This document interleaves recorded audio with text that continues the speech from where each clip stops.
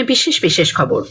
স্বরাষ্ট্রমন্ত্রী অমিত শাহ বলেছেন 2047 সালের মধ্যে ভারতকে উন্নত দেশরূপে গড়ে তোলার লক্ষ্যে যুব সমাজ, দরিদ্র, মহিলা এবং কৃষকদের ক্ষমতায়ন বিশেষ জরুরি।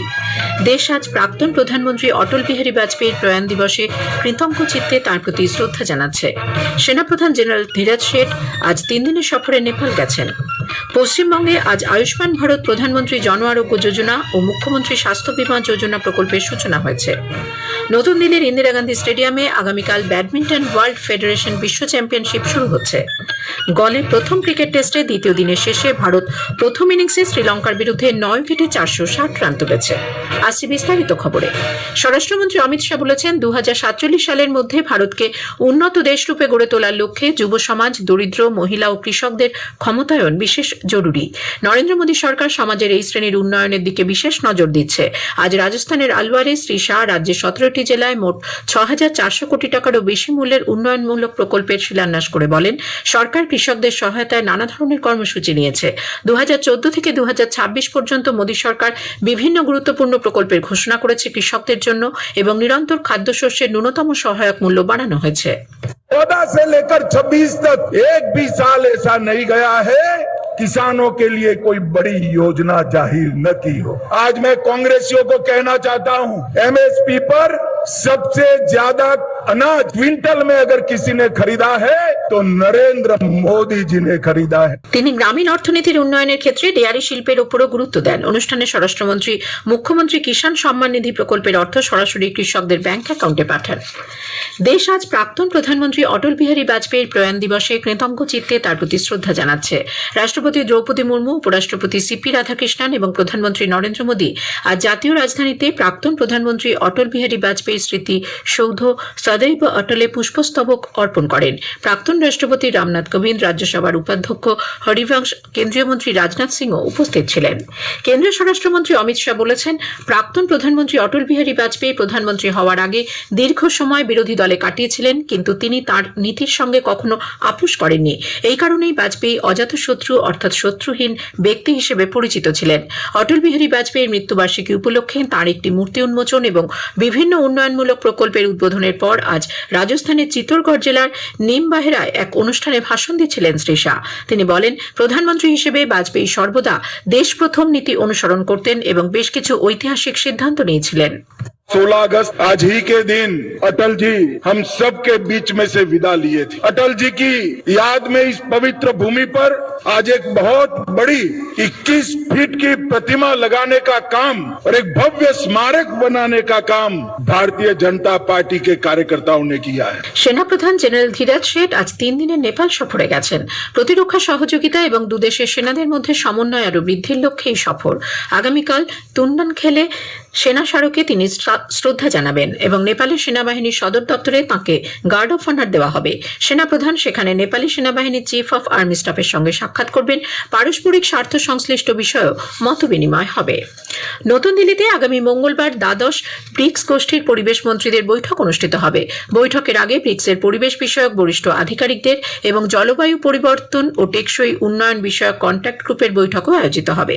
বৈঠকের মূল বিষয় হল স্থিতিস্থাপকতা, উদ্ভাবন, সহযোগিতা এবং উন্নয়নের স্থায়িত্ব। বৈঠকে সভাপতিত্ব করবেন কেন্দ্রীয় পরিবেশ, বন ও জলবায়ু পরিবর্তন দপ্তরের মন্ত্রী ভূপেন্দ্র যাদব।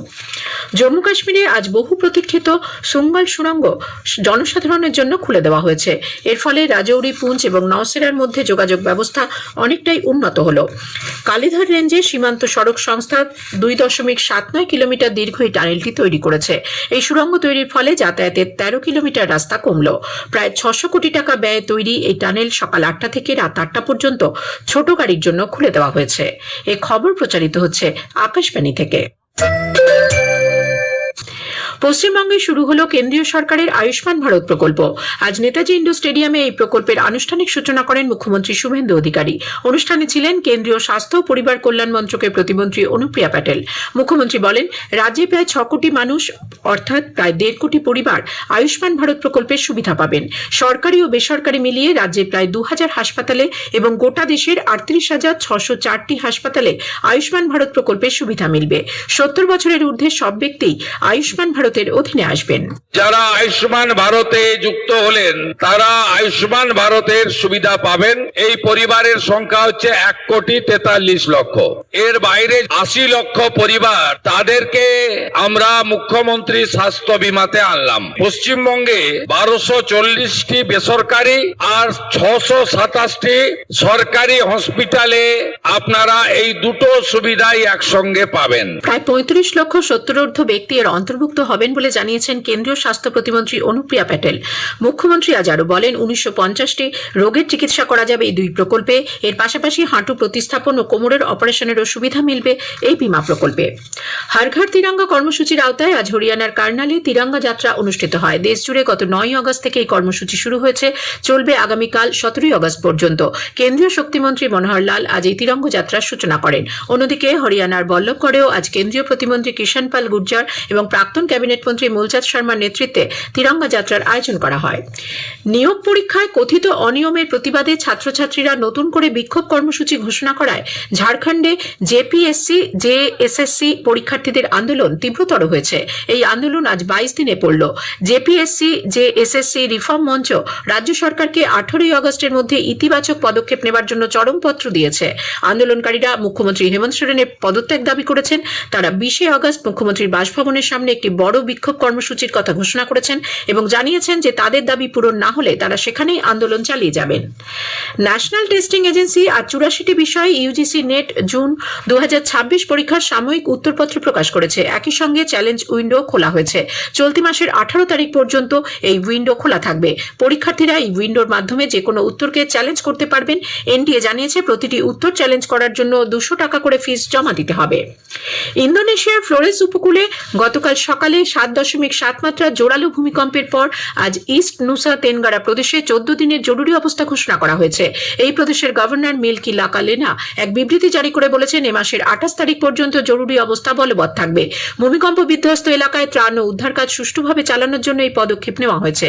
ইন্দোনেশিয়া জাতীয় বিপর্যয় মোকাবিলা সংস্থা জানিয়েছে এই জোরালো ভূকম্পন এবং তারপর 341টি ছোট মাত্রার কম্পনের ফলে এ পর্যন্ত 51 জনের মৃত্যু হয়েছে, আহত হয়েছেন 113 জন। এলাকার কয়েক হাজার বাড়ি ভেঙে পড়েছে। ইউক্রেন ও রাশিয়ার মধ্যে আজ মিসাইল ও ড্রোন হামলায় দুপক্ষের কমপক্ষে 11 জনের মৃত্যু হয়েছে। ইউক্রেনের কিভের বৃহত্তম বিমান ঘাঁটি থেকে চালানো ড্রোন হামলায় রাশিয়ার 6 জনের মৃত্যু হয়। অন্যদিকে রাশিয়ার প্রতি আক্রমণে ইউক্রেনের 5 জন মারা যাওয়ার খবর পাওয়া গেছে। ইউক্রেনের রাষ্ট্রপতি ভলোদিমির জেলেনস্কি জানিয়েছেন ক্রিভেরিতে 2 জনের মৃত্যু হয়েছে, আহত হয়েছেন 14 জন। তুমিতে 1 জন এবং জাপোরিজিয়াতে 2 জনের মৃত্যুর খবর মিলেছে। নতুন দিল্লির ইন্দিরা গান্ধী স্টেডিয়ামে আগামীকাল ব্যাডমিন্টন ওয়ার্ল্ড ফেডারেশন বিডব্লিউএফ বিশ্ব চ্যাম্পিয়নশিপ শুরু হচ্ছে, চলবে 23 আগস্ট পর্যন্ত। 2009 এর পর দ্বিতীয়বার এই প্রতিযোগিতা আয়োজন করছে ভারত। ভারতের পদক জয়ের আশায় রয়েছে পিভি সিন্ধু, লক্ষ্য সেন, সাত্বিক সাইরাজ, রাঙ্কিরেড্ডি, চিরাগ শেট্টি জুটির কাছে। মেয়েদের ডাবলসে ত্রিশা জলি, গায়ত্রী গোপীচাঁদ এবং মিক্সড ডাবলসে ধ্রুব কাপিলা, তানিশা ক্রস্তাও লড়বেন। বিশ্ব চ্যাম্পিয়নশিপে মিক্সড ডাবলসে এখনো পদক জেতেনি ভারত। ফিবা অনূর্ধ্ব 18 এশীয় কাপ বাস্কেটবল প্রতিযোগিতায় চীন কাতারকে 118-66 স্কোরে পরাজিত করেছে। গুজরাটের আহমেদাবাদের বীর সাভারকার স্পোর্টস কমপ্লেক্সে আয়োজিত এই ম্যাচে চীন শুরু থেকেই ব্যাপক ব্যবধানে এগিয়ে ছিল।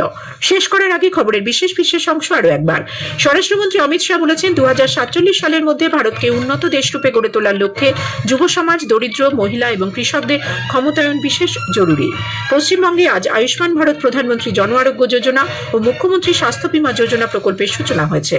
খবর পড়া এখনকার মতো শেষ হলো। এরপর শুনবেন স্থানীয় সংবাদ 7:50 মিনিটে।